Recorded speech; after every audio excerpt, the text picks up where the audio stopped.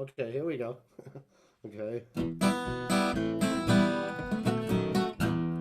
Ya da da da da da, ya da da da da da, ya da da da da da, ya da da da da da, ya ya ya ya, ya da da da da da, ya ya ya ya, ya da da da da. Mihi chamocha ba'elim adonai, mihi chamocha nedar ba'kodesh, norati lo tosefel. Norati lo tosefel, mahalechutecha ra'uvanecha, bokei ayom lifnei Moshe u'Miriam, ze'eli ze'eli anu v'yamim, Adonai yimlach le'olam va'ed, yada da da da da, yada da da da da, yada da da da da, yada da da da da.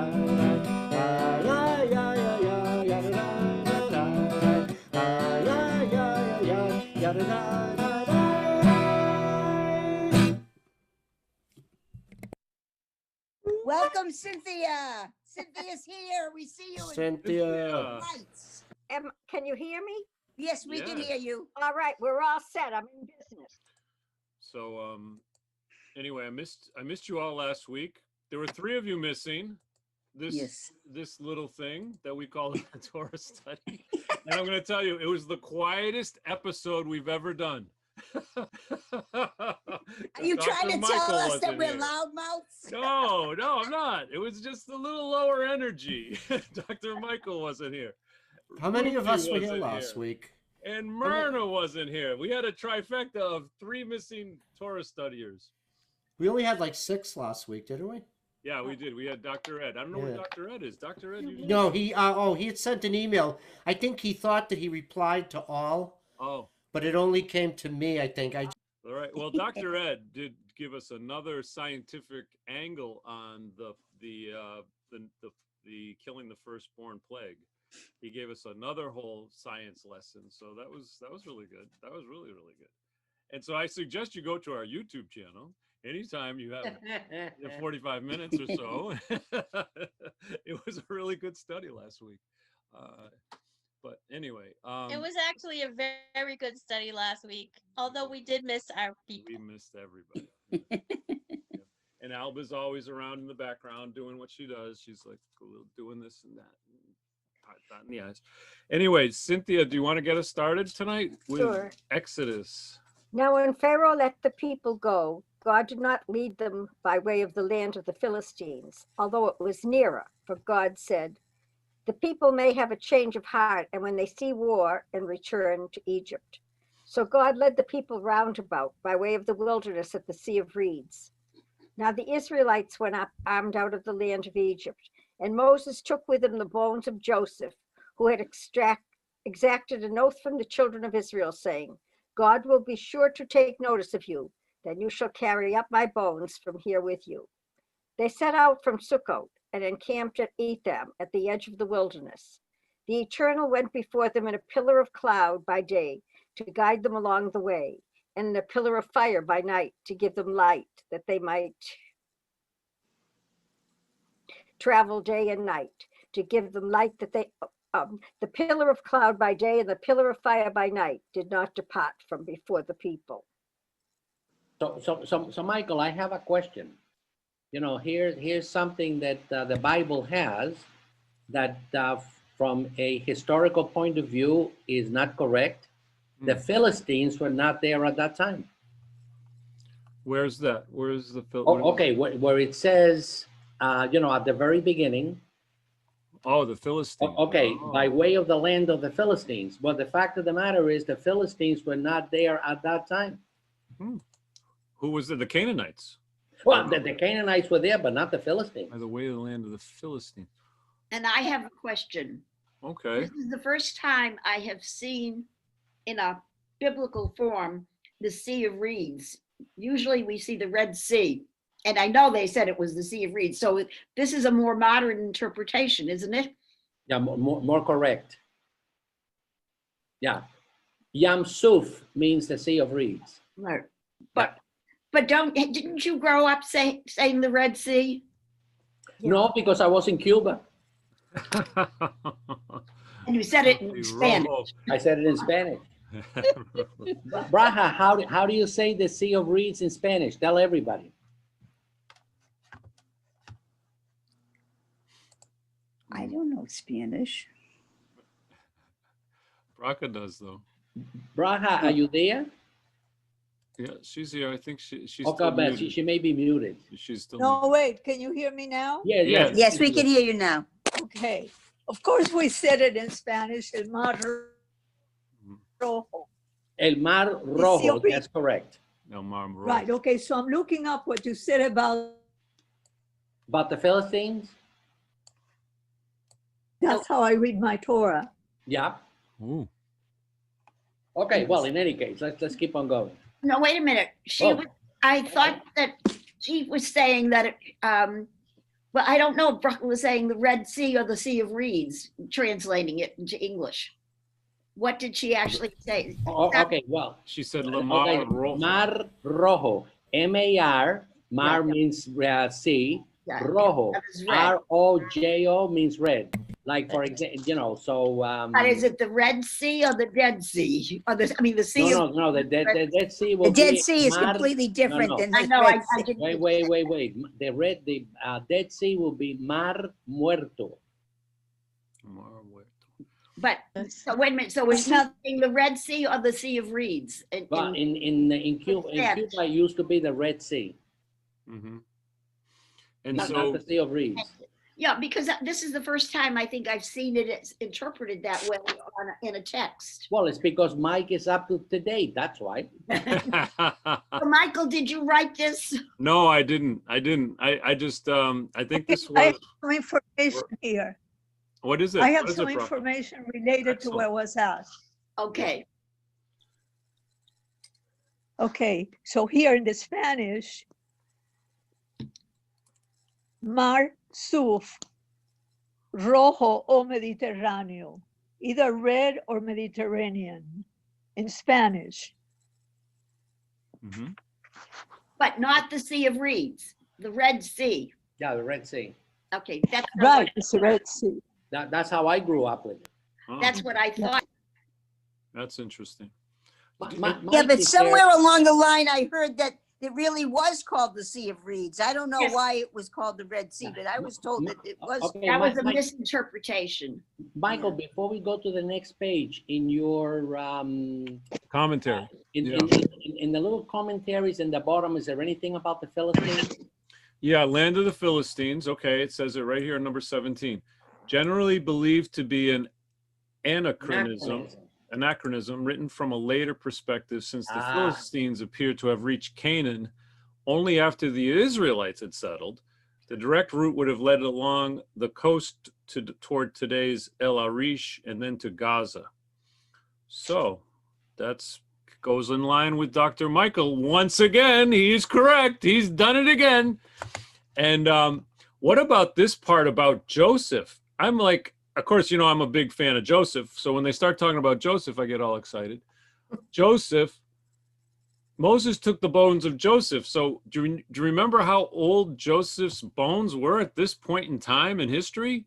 Well, if we remember, we were there 215 years as slaves, so it was 200 and something years. I think it was even longer. I think it was double than that. I think it was 400 what we read last week. Well, if you take a look at the Bible, if you take 430, Yes, that's the number. 215 until we went to Egypt, and then 215 in Egypt.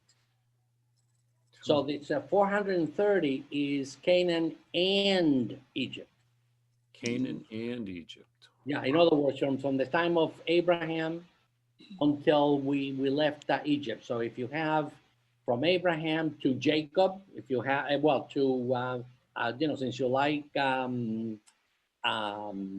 Joseph, that's 215 years plus 215 years as slaves. But Michael, was he mummified? That would have made a difference.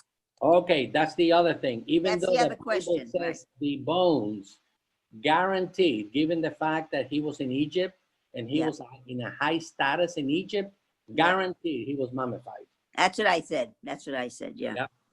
So that means the bones would be really well intact. So Yep. Yeah. Cynthia, would you like to continue? Okay. The Eternal One said to Moses, tell the Israelites to turn back and encamp before Paharath, between Migdol and the sea, before Baal Zephon. You shall encamp facing it by the sea. Pharaoh will say of the Israelites, they are astray in the land. The wilderness is closed in on them. Then I will stiffen Pharaoh's heart, and he will pursue them, that I may gain glory through Pharaoh and all his host, and the Egyptians shall know that I am the Eternal. And they did so. When the king of Egypt was told that the people had fled, Pharaoh and his courtiers had a change of heart about the people and said, what is this we have done, releasing Israel from our service? He ordered his chariot and took his force with him. He took 600 of his picked chariots and the rest of the chariots of Egypt with officers in all of them. The Eternal stiffened the heart of Pharaoh, king of Egypt, and he gave chase to the Israelites as the Israelites were departing defiantly. The Egyptians gave chase to them, and all the chariot horses of Pharaoh, his riders, and his warriors overtook them and camped by the sea near Pi Hahiroth before Baal Zephon. As Pharaoh drew near, the Israelites caught sight of the Egyptians advancing upon them.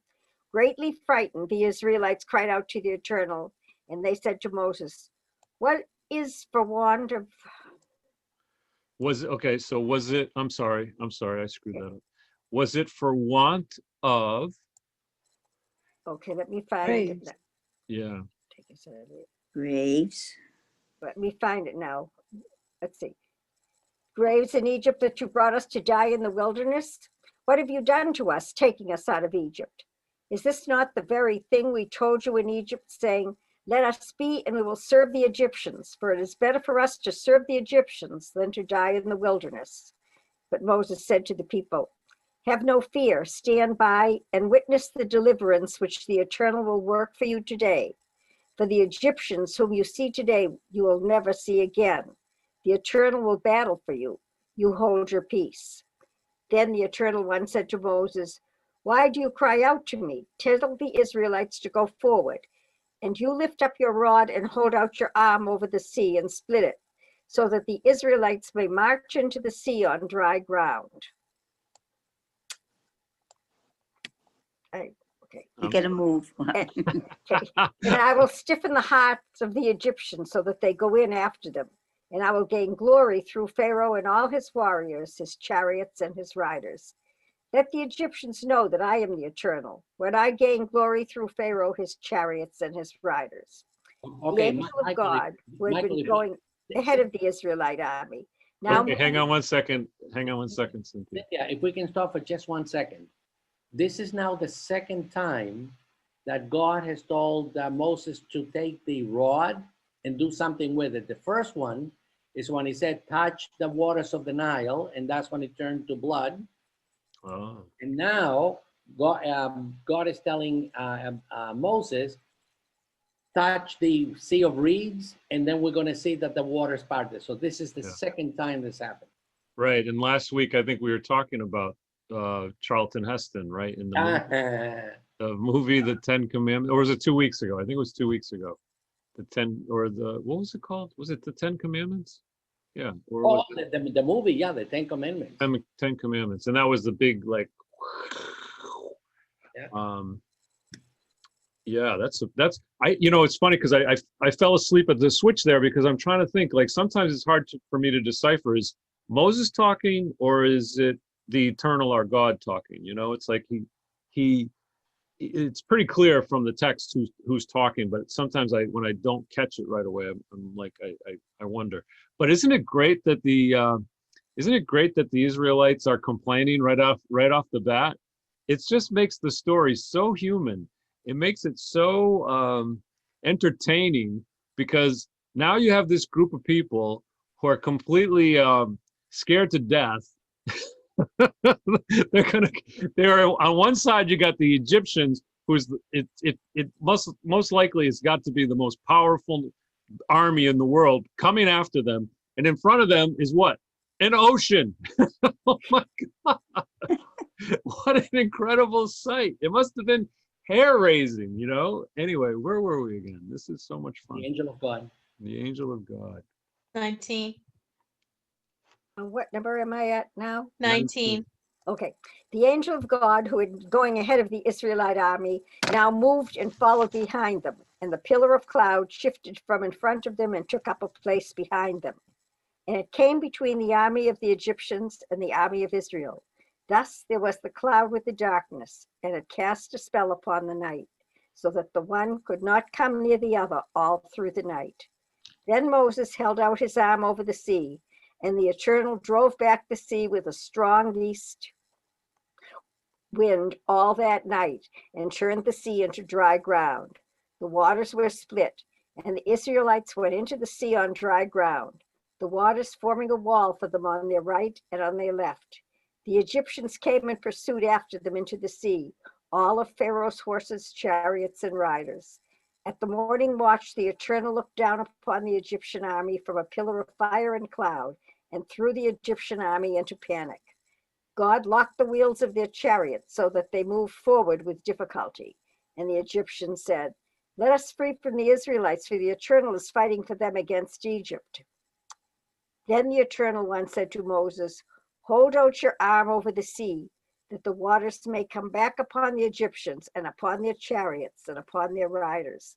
Moses held out his arm over the sea, and at daybreak the sea returned to its normal state, and the Egyptians fled at its approach. But the Eternal hurled the Egyptians into the sea. The waters turned back and covered the chariots and the riders.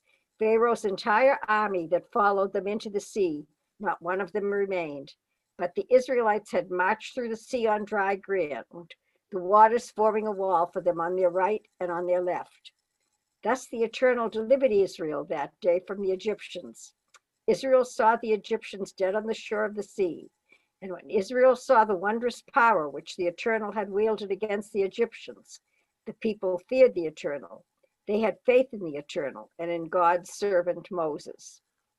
Wow, what a story. That's No wonder they made a movie of I this. was gonna say, You know, it's very interesting. I saw the movie when I was 11 years old, you know, and that's when it came out, when I was 11.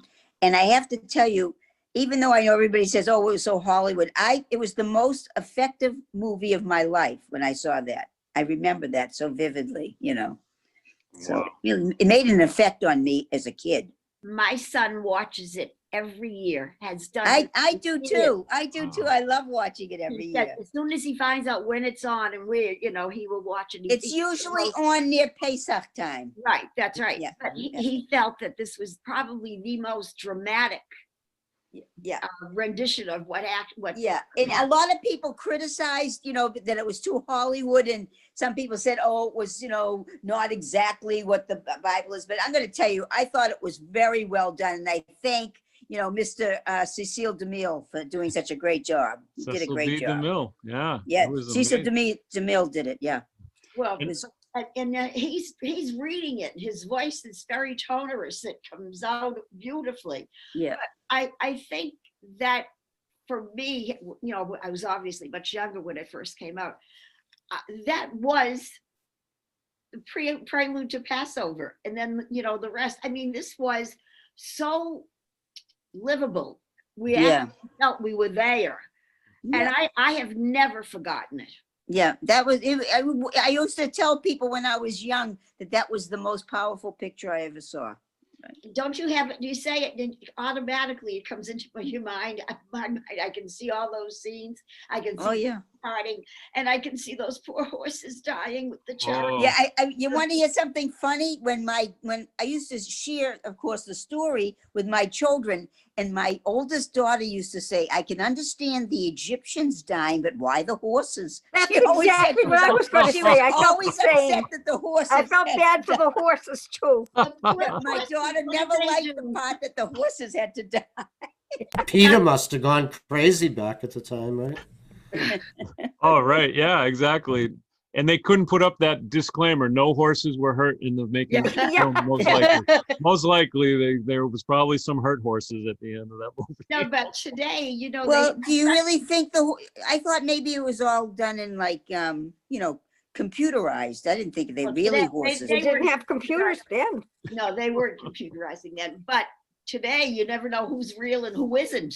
I know. No, they didn't have horses die in that. Oh, wait a minute. I want to go back. Don't forget, it was smaller and they enlarged it. I mean, so that these horses, I don't think they died. No, I don't. No, they do the trick photography. Even in the 50s, they had CinemaScope. That was one of the first films that was CinemaScope. And they did all types of tricks with the filming. I mean, But there's it no left- way that those horses But were it killed. left such an impression Mhm. Yeah, that I know. that's why my son to this day will watch it. Yeah, I'm sorry I implied that there was dead horses involved in that. Yeah, you better be Don't even think careful, about it. Mike, the That's next time you completely say fake something news. like Yeah, that. exactly. The horses, the people. Mike, you're gonna be in trouble. And the chariot. PETA will be after you. Yeah, PETA. I know. They'll be painting my shirt pink and whatnot. But also, that movie is available on the YouTube. Has like Hollywood movies for like $2.99 to rent. $2.99 on YouTube. I looked it up because you. But you can both- see it on Netflix whenever you want anyways. Netflix. I don't has know it. if it's It's on on Netflix. Netflix? I don't think. Oh it's yeah, carried. I've seen it on Netflix. Yep. And, Maybe. and as a matter of fact, Michael, I have it on CD. Oh wow. Nice. So I had it on VHS in those days, and I never got it in I have it on DVD. CD. DVD. I had it on a VHS for many years. Wow.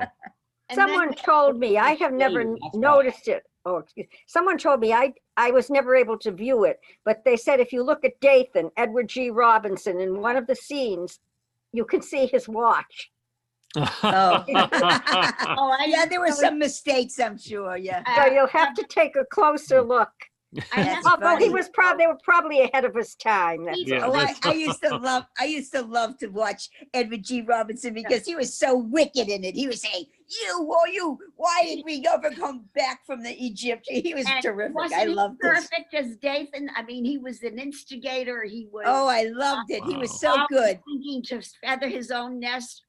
Oh, he did such a great job in his part. Really great. Yeah. Made me hate him. Wow, we got to turn on that movie. Let's just get the popcorn and start watching right now. It's I got 4 some pop secret hours. here I can pop in the microwave. if you want. Mike, it's 4 hours. Oh my 4 hours. goodness. Just before you start to choke. It's That's a 4-hour two-nighter. film. That would be a two-nighter for me. That's It's a like part two-nighter one. for There is sure, an yeah. intermission. I think I read there was an intermission. At least they still show that. They can't show the burning of Atlanta anymore. Oh, really? Mm. 'cause Gone with there's the too Wind much. is now gone. Is it Oh. just not politically correct? All right, so That's right. It's exactly right, Michael. it's not politically correct. Is that the end of the? No, wait a minute. No. What are we? We got more to go. Hold We got on. more. Wait a minute. Okay. That's where we were. So I go to the next page, and this is what I have. Oh, Bashala. because that's the song of the seas. Oh, Yeah, hey, that's hey. me, Chamochah. Yeah. Now, There it is. Now in here you don't see it, but if you actually have a real Torah, okay, and you open it to this particular section, it is written in little waves. This Oh, cool. Yeah. Right, little right. waves. I have seen that in the Torah. I have, yeah. That's awesome. Oh, look at that. It's got the waves underneath. See the here. waves? Yeah. Yeah. So it's all Hebrew, which does anyone want to chant? No, I don't. Well, it'll take too long Yeah, anyway. this is they have a little asterisk too to say. Okay. What are we reading now? Okay, so then here's the English translation of what we just looked at in Hebrew. Ruth, did you want to take it at 15:1? Yeah, I will. Then Moses and the Israelites sang this song to the Eternal. They said, I will sing to the Eternal, for he has triumphed gloriously. Horse and driver, he is hurled into the sea. The Eternal is my strength and might. He has become my deliverance. This is my God, and I will enshrine him. The God of my ancestors, and I will exalt him. The Eternal, the warrior, Eternal One is his name. Pharaoh's chariots and his army he has cast into the sea, and the pick of his officers are drowned in the sea of reeds. The deeps covered them. They went down into the depth like a stone. Your right hand, eternal one, glorious in power. Your right hand, eternal one, shadows the foe. Oops. Wait a minute. Your right hand, eternal one, shadows the foe. In your great triumph, you break your opponents. You send forth your fury. It consumes them like straw. At the blast of your nostrils, the waters pile up. The floods stood straight like a wall. The deep froze in the heart of the sea. The foe said, I will pursue. I will overtake. I will divide the spoil. Okay.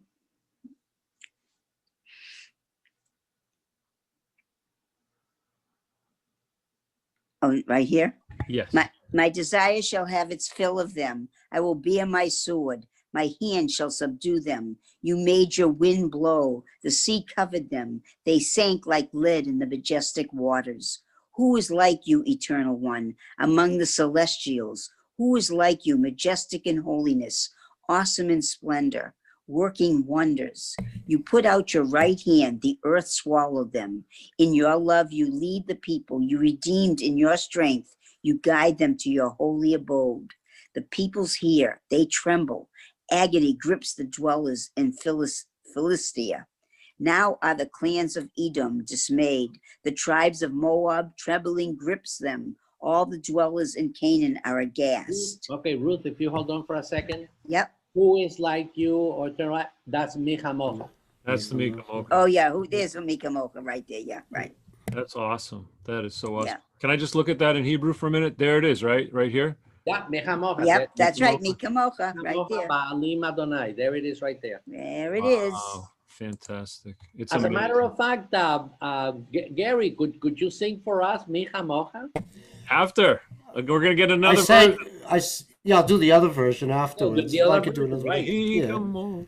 Yeah. All right, where are we now? Philistia. Oh, the clans dismayed. All right, I think we're right up. Where are we? The tribes of Moab. The tribes of Moab, trembling grips them. All the dwellers in Canaan are aghast. Terror and dread descend upon them. Through the might of your arm, they are still as stone. Till your people cross over, eternal one. Till your people cross whom you have ransomed. You will bring them and plant them in your own mountain, the place you made to dwell in. Eternal one, the sanctuary, O Lord, which your hands established. The eternal will reign forever and ever. For the horses of Pharaoh with his chariots and riders went into the sea, and the eternal turned back on them the waters of the sea. But the Israelites marched on dry ground in the midst of the sea. Okay, so Michael, this whole thing in here is called the Song of the Seas. Song of the Sea. Isn't there a synagogue in Swampscott called that? Yes, it is. Yeah, that's Right. oh God, give me a moment. It's Sarahaya. yeah, right. Sharat My Hayam. mind just went a blank for a Hayim? second. Surat Hayam, the Song of the Seas. Yeah, right. Wow. Yeah. It's a combination of Temple Bethel and Correct. Temple, not Sinai, the other one, Israel and Bethel. Yeah. I have something I'm going to share with you Okay. because I particularly enjoy watching, well, Discovery, but I like the History Channel and science. And I think it was on the History Channel. One of the things, I don't know if you guys have heard it, why did the firstborn of the Egyptians die? Did you ever hear what the reasoning was? No. The Egyptians had a thing of the firstborn would be the first one in the family or the group to eat of the food. So if the food was tainted at all, and the firstborn was eating it, all of those firstborns would die because it was the same practice in every home. Oh, Wow. Interesting. That's That's interesting. weird. So that's the third scientific reason. And that's really interesting because after, like, Dr. Ed last week had a whole new version of why, or a new theory, let's say, of scientifically how the firstborn were dead. And one of the things he pointed out was that in the verses it says to put sandals on your feet. And Dr. Ed says that was because there was a worm or a germ that would get in an infection into the people who didn't have sandals. And he surmised that that was one of the ways that the firstborn died. So, and I believe Dr. Michael had a reason, because the firstborn they were lying lower than most. That's exactly right, because Right. there was a tremendous amount of carbon monoxide, Oh, wow. Mhm. coming out of the Nile because of the Plagues. well, I mean, in my particular version, the island of Santorini blew up. Yeah. So there It's was a tremendous volcano. amount of volcanic activity. Hmm. Now, as part of that volcanic activity, you have gases coming out from the ground. One of those gases happens to be either carbon dioxide or carbon monoxide. Mm. As it goes through the waters of the Nile, it created like a cloud. And in fact, the Bible says that there was a cloud coming out of the Nile. Mm. And it was actually going into the land. Okay? So carbon monoxide and carbon dioxide is heavier than air. Mm. The firstborn of Egypt always, because they were pampered, they always slept in the basements. So the carbon dioxide and monoxide went down into the basement, killed the firstborn, and everybody who was on the first and second floor didn't have any problems. Wow. So now So- we have a third one. Right. Okay. I believe there's actually probably going to be 10 reasons, and they're all because I do believe God pulled out all the stops. So I'm thinking that if it wasn't going to be the carbon monoxide that got him, it was the foot issue. And now we have the third one being eating the poisonous food that they were going to. I believe it. I believe all of them. I believe that they all go. They all make sense. They all make sense. Why Well, not? Michael, whichever theory it is that happened, it must have happened because we got out, Yeah, exactly. right? Exactly. Nobody else did. No other slaves ever got out of Egypt, but we did. Exactly. And the cattle too, right? The firstborn Right. cattle. Yeah, that's right. In the movie, you see the angel of death coming along and going to the homes of the Egyptians that didn't have the mark on it. That has to be pure imagination. Am I right, Michael? Yeah, correct. Yeah. But it was spooky. They had the music in the background from the Seder, and otherwise it was quiet, and you see this probably a pool of blood going along. You never forget. If you've seen that movie, you don't forget it. Oh my, I gotta see it. You know what? I know you all have scientific reasons, but I would actually like to just believe it's from God, period, and not try to figure out a scientific reason. That's me. That's just me. No. I agree with you, except that my interpretation is that God was behind this. This is how he manifested it himself. Right. Yeah, with some scientific. Right. I mean, but he was behind it. He's the one that created the firstborn always got the food, or that the others would be in the lower level, or that the sandals had a worm. I mean, all of those things did what God wanted them to do. Hey, by the way, Gary, are you getting ready to sing for us? We're coming over to Shiru Adonai. Shiru Adonai, sing a song unto God. Miriam's song, right? Shiru Adonai. Yeah.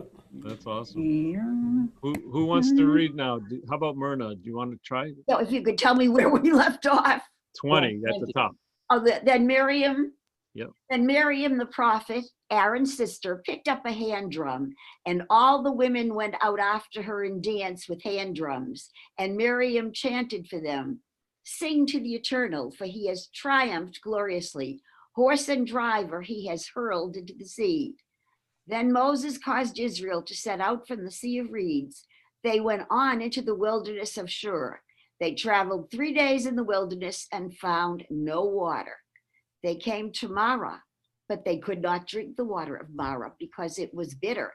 That is why it was named Marah. And the people grumbled against Moses, saying, "What shall we drink?" So he cried out to the Eternal, and the Eternal showed him a piece of wood. He threw it into the water, and the water became sweet. There, God made for them a fixed rule. There, they were put to the test. God said, "If you will heed the Eternal, your God, diligently, doing what is upright in God's sight, giving ear to God's commandments and keeping all God's laws, then I will not bring upon you any of the diseases that I brought upon the Egyptians, for I, the Eternal, am your healer." And they came to Elim, where there were 12 springs of water and 70 palm trees, and they encamped there beside the water. Setting out from Elim, the whole Israelite community came to the wilderness of Sin, which is between Elim and Sinai, on the 15th day of the second month after their departure from the land of Egypt. In the wilderness, the whole Israelite community grumbled against Moses and Aaron.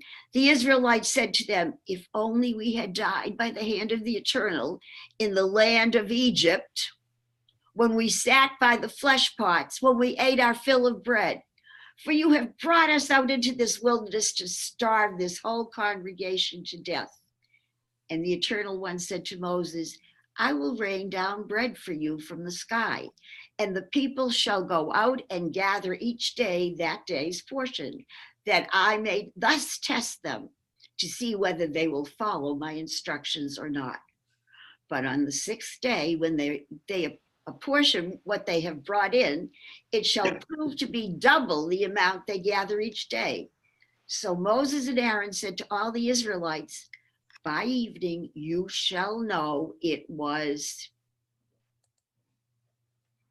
the Eternal who brought you out from the land of Egypt. And in the morning you shall behold the presence of the Eternal, because God has heard your grumblings against the Eternal. For who are we that you should grumble against us? Since it is the Eternal," Moses continued, "who will give you flesh to eat in the evening and bread in the morning to the full? Because the Eternal has heard the grumblings you utter. What is our part? Your grumbling is against the Eternal, not against us." Then Moses said to Aaron, "Say to the whole Israelite community, advance toward the Eternal who has heard your grumbling." And as Aaron spoke to the whole Israelite community, they turned toward the wilderness, and there in a cloud appeared the presence of the Eternal. Can we stop here for 1 second? Absolutely. Yeah, I have a question too. Yeah. I thought, and I'm really confused. I thought that Miriam was the one that was giving them the water all the time. Am I wrong? And No, she didn't she hit it hard or something? And yeah, but she was the one that was getting that got the well going and was continuing giving the water. That's why we use the cup of water on Seder as well as the wine glass for Eliyahu. So All right, I'm a little confused, right? I'm going to give you my understanding, see what you guys think about it. Okay. After Moses was able to provide the water, then Miriam was the one that distributed the water. Okay. I knew that Miriam had a big part in this. Okay. Yeah, that she distributed after And then the water became available. the water disappeared after she died, so they kind of associate. It seemed that like after her death is when they had no more water. That's right. Right. I remember that. Yeah. And Michael, if you take a look at number 23, from the on the right hand side, Yeah. Marah, that's where we get Maror for. Yeah. That I know. Yeah. Right. Yeah. Well, look at also what Rashi says down here. Miriam is called Aaron's sister because she was a prophet even before Moses' Moses' right? birth. Oh, interesting. I can see your lips moving, Myrna, but I can't hear you because you're muted. no, I had seen that. I had read that, and I was going to bring it up too. I've never heard that before. Oh yeah, I remember we talked about that a lot.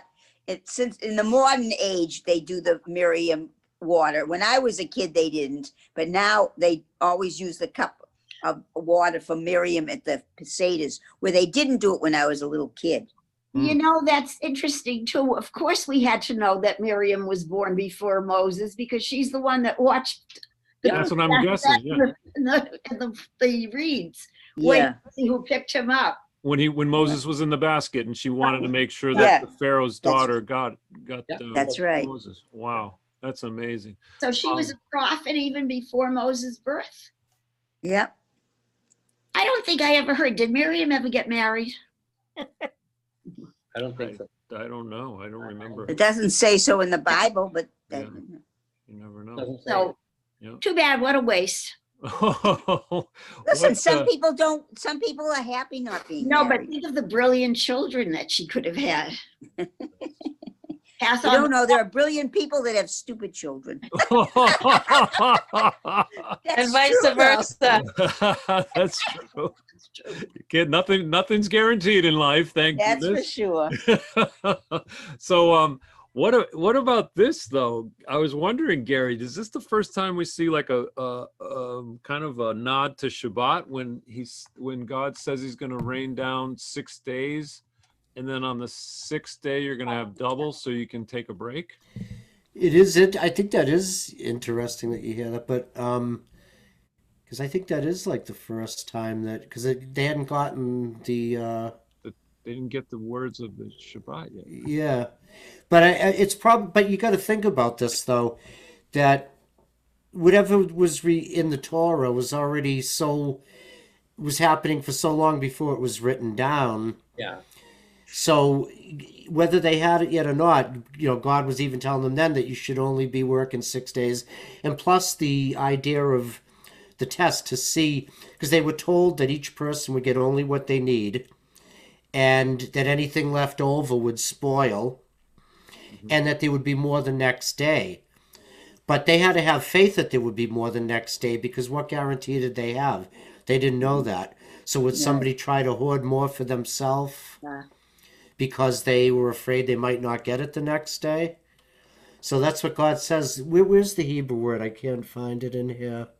Yeah, God, my law. Go back. I will. Oh, wait. Here it is. Test them. Wait, let me find the Hebrew word. Oh, right here. Number Sanu hayelach b'torah. You see if they will follow my commands, my laws. Yeah. And also I think it also shows it could be a test of gratitude too for blessings because here they're complaining about what they don't have, and meanwhile God's raining blessing down on them on a daily basis and they don't see it. And that's another reason why I think they're only allowed to gather. They have to gather just enough each day instead of God saying, okay, well, you could take enough for a month, because that would be like, okay, there's a month, I'll see you in 30 days. This is a daily reminder that God is blessing and God's presence is always there. And was the double because the Sabbath would have been the next day? They Right. work about on it was. I have a question though. Is there a significance to the 12 springs and 70 palm trees? I mean, why those specific numbers? And who was counting 70 palm trees? Right. Where was that? That was Right there. really where? Right there. You just Uh, 27. 27. 12 springs of water, 70 palm trees. Wow. Well, Hey, usually palm trees have a whole big bunch together. Hey, I know who was counting the palm trees. Who? Dogs. He laid down 70 of them. Right. But something I don't remember. I remember Shalom explaining something at this time that the reason why we were thinking, how could they possibly complain? But you have to remember, they were a slave mentality before they were, let out of Egypt. It takes years and years to get out of that type of thinking. So no, I remember that Shalom explained this once. That They were slaves and they had security. That's the thing. Yeah. I thought they were going to complain because they had the same menu every single day. No. What I'm saying is that they really were going from a 400 years of slavery, and even if you were given, you know, if you were given everything all of a sudden, it's hard for you to tolerate, and you question it. I would question it if somebody all of a sudden, you can have all this, you know what I'm saying? It's like too much for your mind to even comprehend. But that's why it took one night for them to leave Egypt and 40 years for Egypt to leave them. Well, Yeah, actually, and then they couldn't go to the promised land. Remember, anybody who left Egypt was 40 never years. allowed to go into the promised land. with one exception. Joshua. What was the exception? Joshua, I'm saying except Joshua. for Joshua, right. But I'm just saying that everybody else, yeah. Mhm.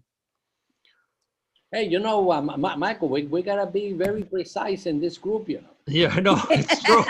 You can't, I know. There's no faking it here. We got to get it right on the money. There's We nothing. do pick on picayune things there. Yeah, In exactly. this group, you gotta be kosher, baby.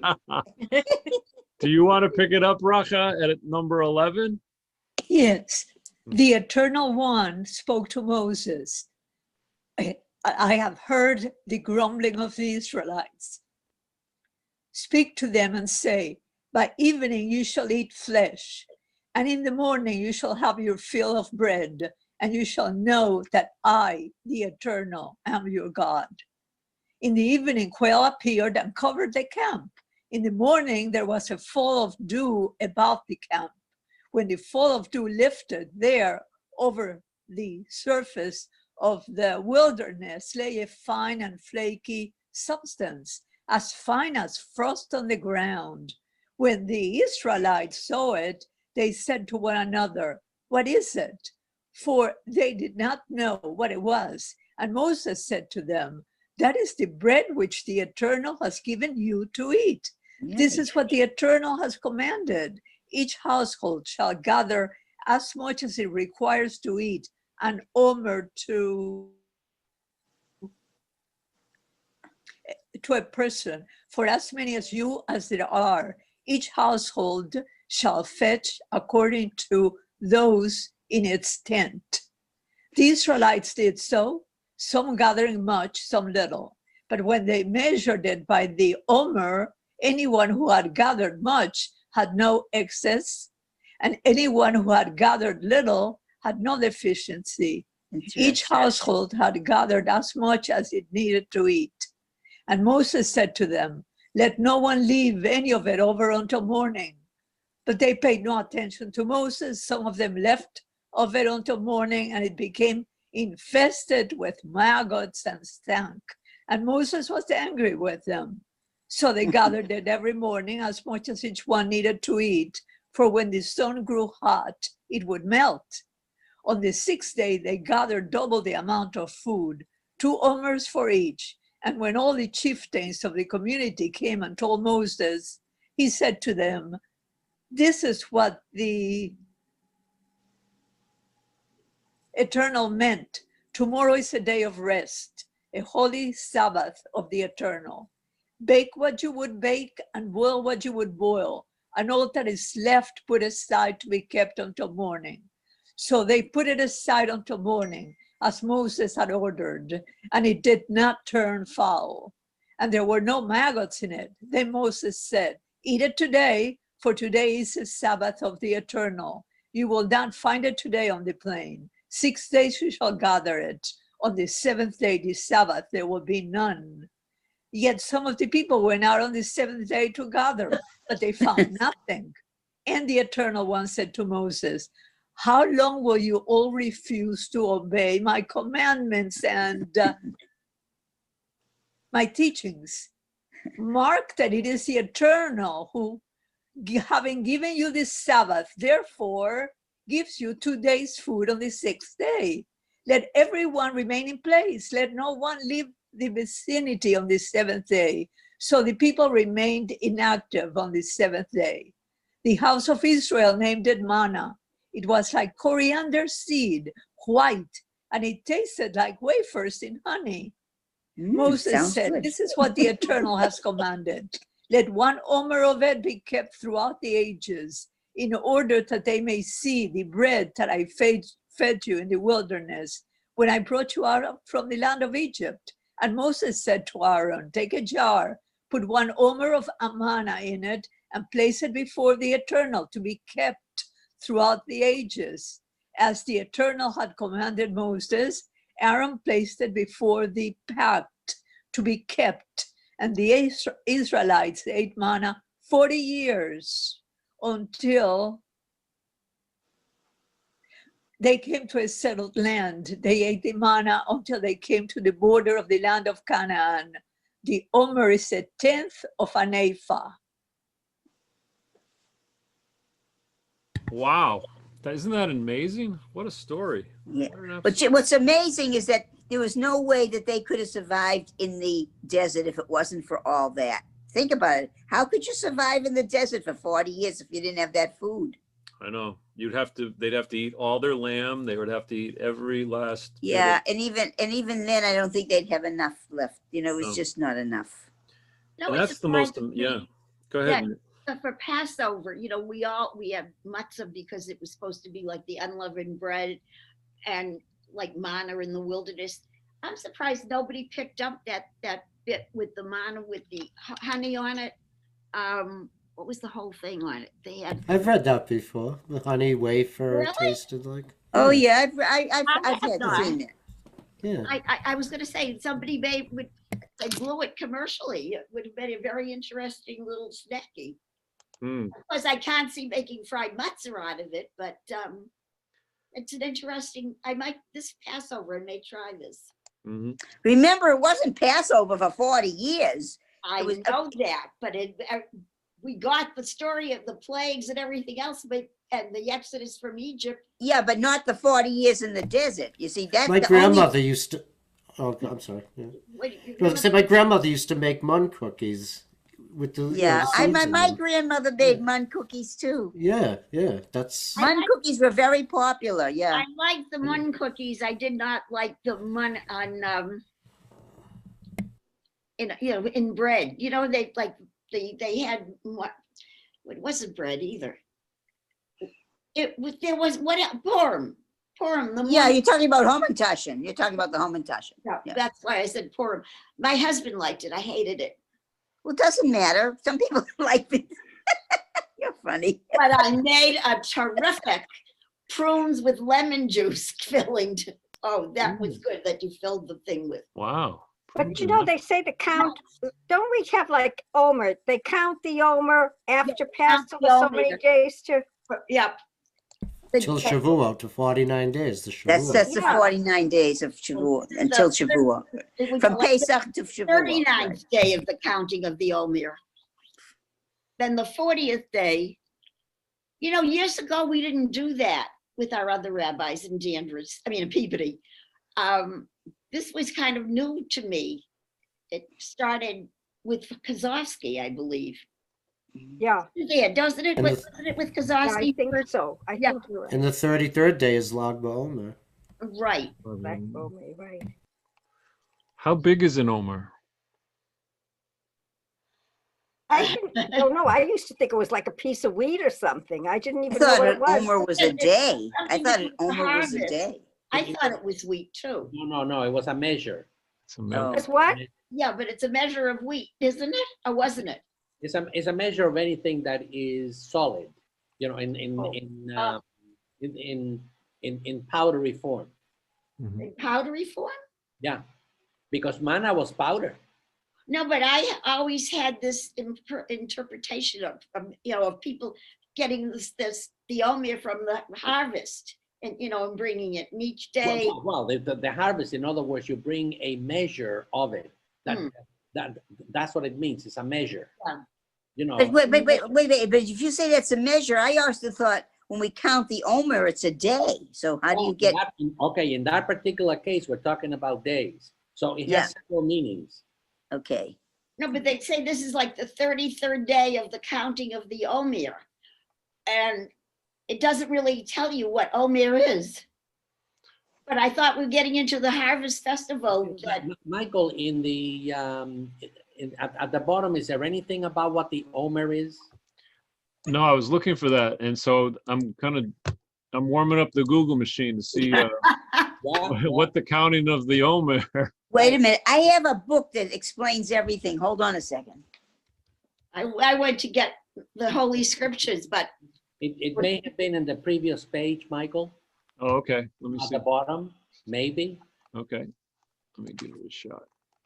Yeah, that's true, because they were talking about the Omer. Because they were talking about the Omer then. Oh, maybe even before that. Okay, let me go back Oh, to one more page. I before think that, yeah. we're almost there. We're so almost- it I was- have this fabulous book called the Jewish Omer, Study there. Bible from Oh, when I okay. did mayor, and it has Mhm. everything in there. Let me look it up. Oh, okay, there you go. You see it's at 6.5 pints. See it?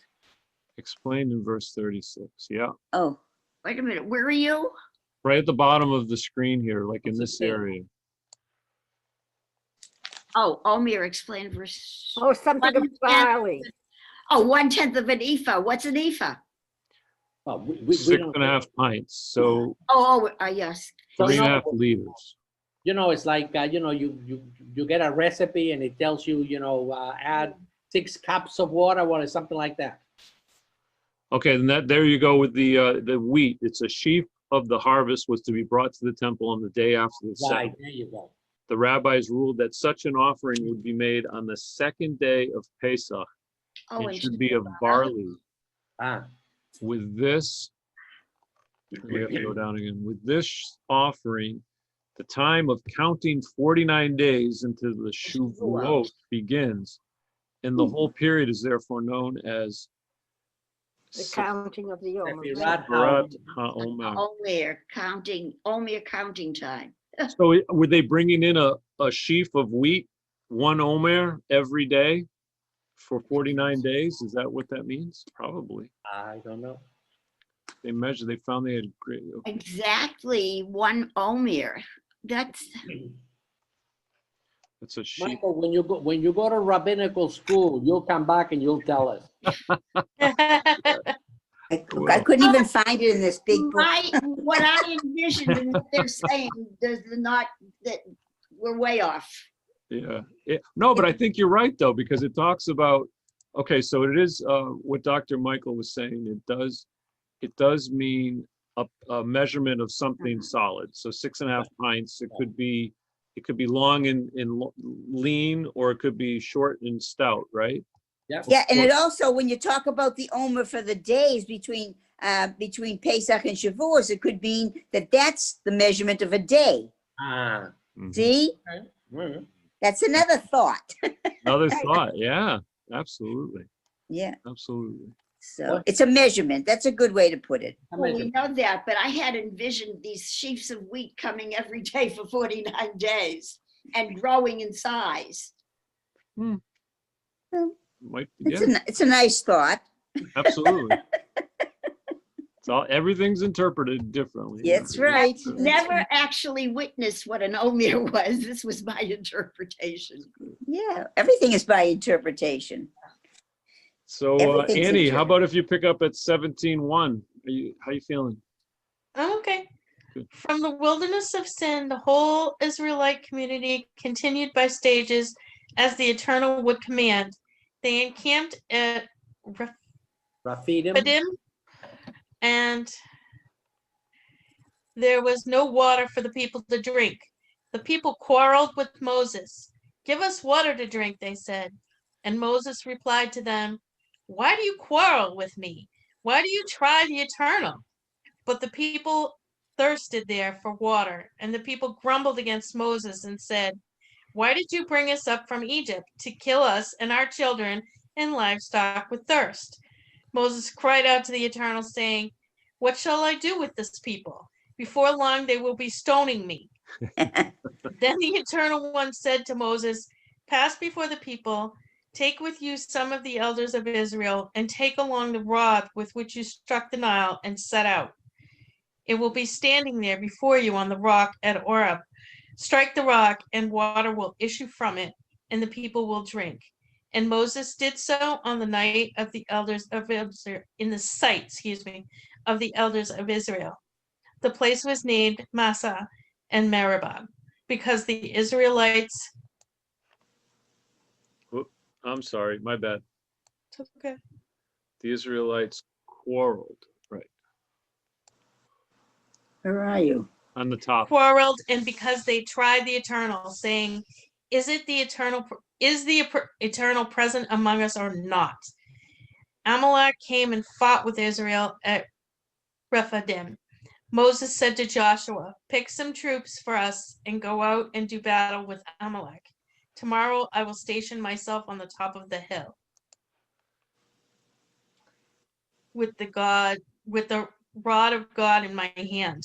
Joshua did as Moses told him and fought with Amalek, while Moses, Aaron, and went up to the top of the hill.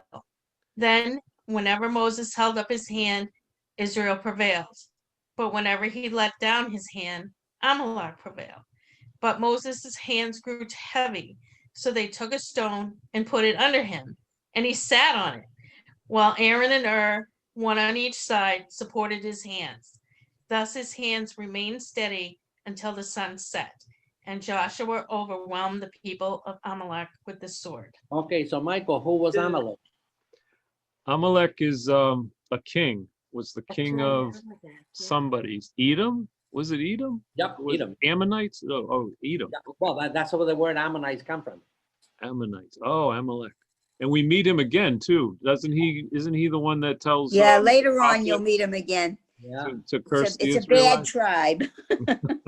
Esau, right? The Edomites, Esau. Yeah. Esau, that's right. Esau. And let's also realize something else, because it's in number 10. Moses was there sort of like directing the troops, but the one who did the commander who did it all was Joshua. See it? Oh yeah, Joshua. It was Joshua. See, Joshua did as Moses told them and fought with Amalek. Wow. So Did they forget about being thirsty because they're fighting? No, you know what? But what is it? I thought this was the time that Moses actually struck the rock with a temper, and that caused him not to see the promised land. That was later. And Oh, that's that's when God later told on. him. Like I That's when thought God that was told him going to to talk to happen the rock next. instead. I thought that's what was going to happen, because he picks up the rod, he goes on, he's going to do that. So I'm waiting for the part where he strikes the rock and the water comes out. And the next thing you know, they're in this big battle. It like jumps. You know what I mean? It like jumps. Yeah. It doesn't go to hitting the rock and quenching the thirst. It goes to a big battle. Well, remember, this was written later on. There's a lot of things that I know. are missing. I know. I was just like, I was thinking I was reading it wrong. Like I skipped a section or something because it just kind of like jumped. Yeah. There's a lot of places I find in all of Bible that is inconsistent, and like there's little empty areas that should be filled in. I just think they would have been awfully thirsty, especially if they were fighting. You're right. I agree with you 100%. I'd be more interested in my water than fighting. Right? It's hard to fight when you're thirsty. You might even want something a little stronger than water after you Oh, yeah. You might. You have to suspend a cup Cold of beer. coffee or something. Coffee, right? Or a nice cold beer, Miller High Life. Sure. There was plenty of that in the desert. Joshua was the first guy to pop open a cold one. Yeah, well, for me, coffee's going to have to do it. I got to wake up. Oh yeah, I know it's getting late. All right. It's been This really is a long Pasha. Yeah, there's so much that goes on here. It's amazing. Oh my God. Yeah. Michael, before we go to 14, let's talk about 14 for a minute. It says, inscribe this in a document as a reminder. This is the beginning of the Torah. Right. Whoa. Ah. Oh, wow. Right. That's Well, incredible. that's when they were talking about, writing it down, right? Okay, so here it is right here. That's amazing. That's Okay, amazing. so this is the beginning of writing it for posterity. Right. But not just this, what we already read. Everything before this, prior. Yeah, right. This is Michael, what kind of language, or writing rather, would they have used for this? Aramaic. Okay, Not necessarily. Wait, hold on, because we got two different things going on in here. Aren't you glad you come? the lingua franca of the entire Middle East, everything was Aramaic. Aramaic, right? The lingua franca was the one that everybody spoke. However, all of this was written in Hebrew. Really? Yep. Well, that's because of the 70 rabbis. Remember, Well, that's another whole thing. Okay, but- but there's a lot of parts in not necessarily in the Tanakh, but certainly in the prayers that we say, a lot of the prayers are written in Aramaic. Right. The ketubas in Yeah, Arabic. after. Tubas in Aramaic. Be hafta, yeah. So, but there Right. isn't a heck of a lot of difference. So Okay, between but remember that Aramaic was there when we went to Canaan. So actually, Hebrew is a takeoff of Aramaic.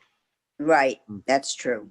so like Yiddish is a composite of Of German. German. That's exactly correct. Right.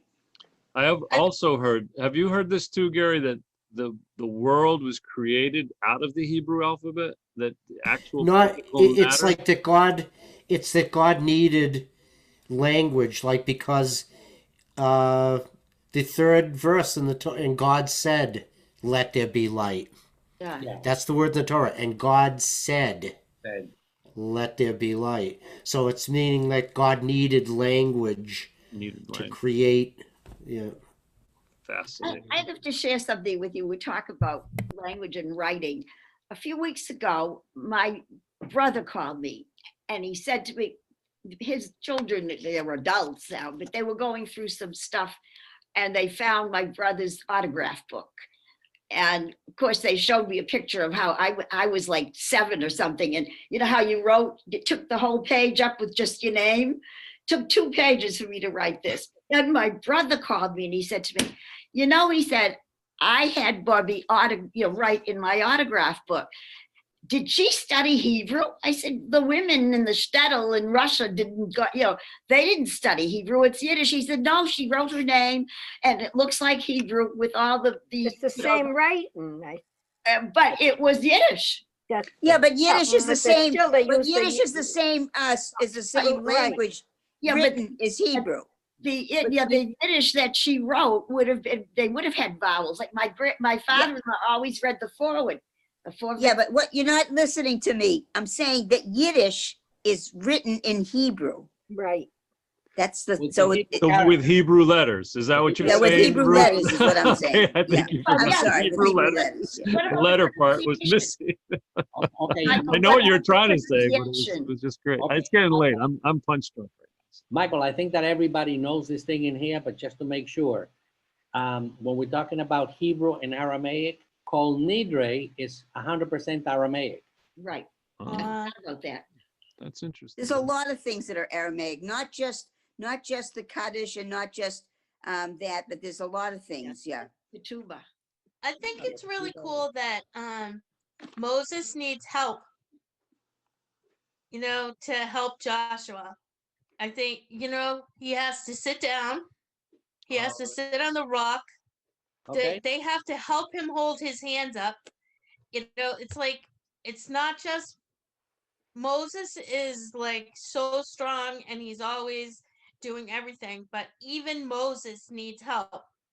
He's still a like, human being. He's a Right. human being. That's But why. I think Did you that ever try holding that's your hands up, your arms up. yeah, it's heavy. Like you can't hold your hands out for like Not for Long long. time. Yeah. long periods of time. Okay, So I think it's just important to know that, like, even as strong as Moses is, even as close as he is to the eternal, everybody needs help sometimes. That's To wonderful get through. observation. Everybody needs a little bit of strength from other people in order to be Yes. successful. A beautiful observation, Annie. I was going to say that, Annie, that was delightful. Yeah. Thank That's all great. right. So We all need help. In union, there is strength. Yes. That's Yeah. for sure. That it. it's Yeah. hard to follow that, but I have a trivia question for you. All Who right. still speaks Aramaic? What'd you Oh, say? Who What did he speaks just? Who Aramaic? still speaks Aramaic? The Samaritans. Oh, there's the the Samaritan, and then there's also some people in Israel. There's a special sect in Israel that speak Aramaic. Oh, the Druze? No, not the Druze. No, the Samaritans. It's Samaritan. but there's another sect, because the rabbi talked about it. He knows that sect Oh, there's a that sect of speaks Jews. Aramaic in Israel. I forget Wow. which one it was. That's incredible. All right, shall we try to wrap? Why don't I continue on? Or let me Yes, see. go ahead. 14. Yeah. Then the Eternal One said to Moses, inscribe this in a document as a reminder and read it aloud to Joshua. I will utterly blot out the memory of Amelak from under heaven. And Moses built an altar and named it Adonai Nissi. He said, it means hand upon the throne of the Eternal. The Eternal will be at war with Amelak. Throughout the Throughout throughout the ages, right? Thank you. Awesome. And that's the end of our Yay! story this week. Our study. I like So is endings Amalek too. supposed to depict evil forever? Yes. Ah. Well, you're gonna see throughout the Bible, there's many different representations of like Amalek. You'll see that. Mhm. We're told to remember and blot out the memory. Yeah. That's interesting. Yeah. We're told to remember and And blot then out. blot it out. That's it. That's right. Wow. Well, this was very exciting today, As folks. always. Chamochah again, Gary? Yeah. Here we go.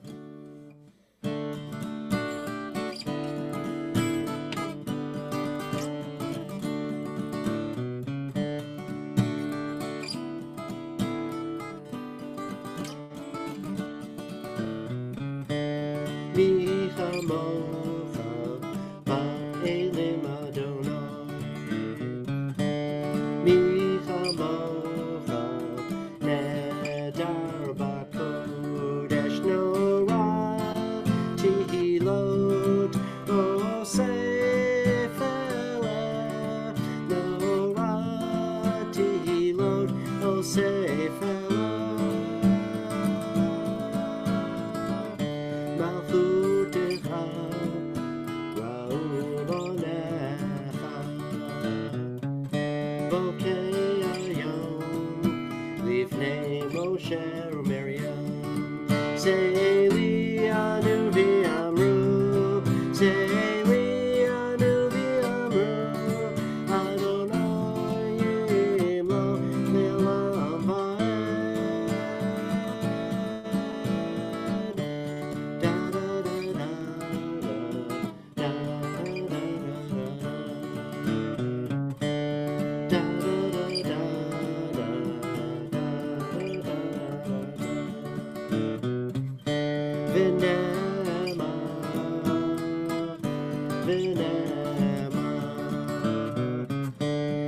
V'nema kifada Adonai et Yaakov ugalo b'yachazar imenu baruch atah Adonai go'al Yisrael.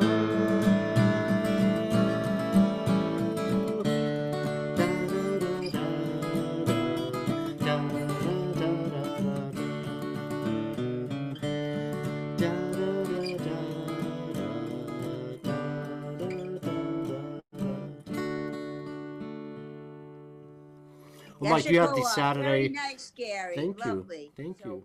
Think of Should we Ellie. do Think of a quick anybody that you Mishabera? have. Do you Yeah. want to do a What? quick Mishabera? We can We'll do do a a quick quick Mishabera. Mishabera. All right. Yeah. I'll let you- Mishabera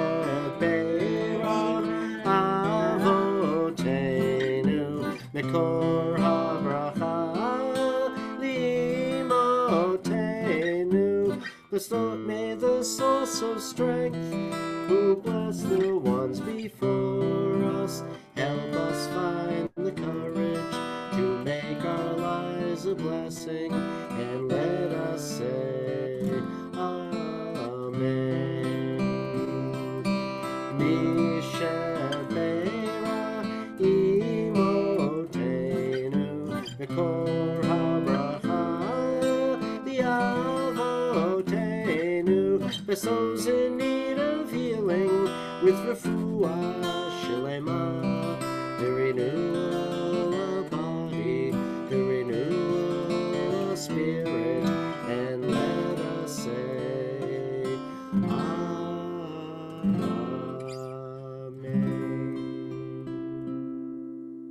Thank you, thank you, thank you.